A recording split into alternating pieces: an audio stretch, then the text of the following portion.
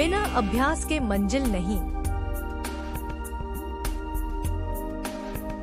प्राचीन समय में विद्यार्थी गुरुकुल में रहकर ही पढ़ा करते थे। बच्चे को शिक्षा ग्रहण करने के लिए गुरुकुल में भेजा जाता था। बच्चे गुरुकुल में गुरु के सानिध्य में आश्रम की देखभाल किया करते थे और अध्ययन भी किया करते थे। वरदराज को भी सभी की तरह गुरुकुल भेज दिया गया। वहाँ आश्रम में अपने साथियों के साथ घुलने मिलने लगे, लेकिन वह पढ़ने में बहुत कमजोर थे। गुरुजी की कोई भी बात उनके बहुत कम समझ में आती थी। इस कारण सभी के बीच वह उपहास का कारण बनते।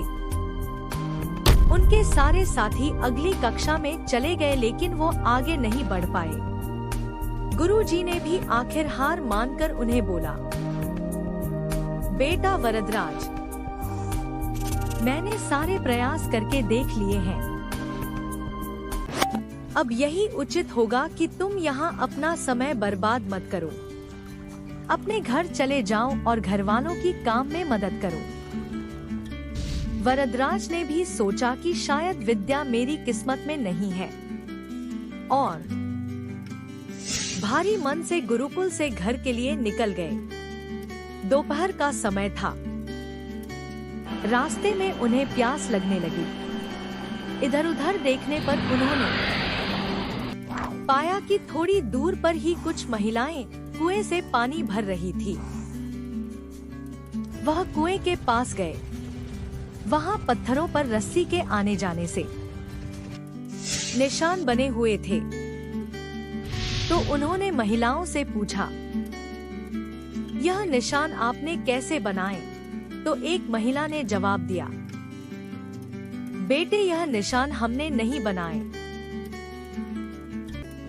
यह तो पानी खींचते समय इस कोमल रस्सी के बार बार आने जाने से ठोस पत्थर पर भी ऐसे निशान बन गए हैं। वरदराज सोच में पड़ गए। उसने विचार किया कि जब एक कोमल सी रस्सी के बार बार आने जाने से एक ठोस पत्थर पर गहरे निशान बन सकते हैं, तो निरंतर अभ्यास से मैं विद्या ग्रहण क्यों नहीं कर सकता?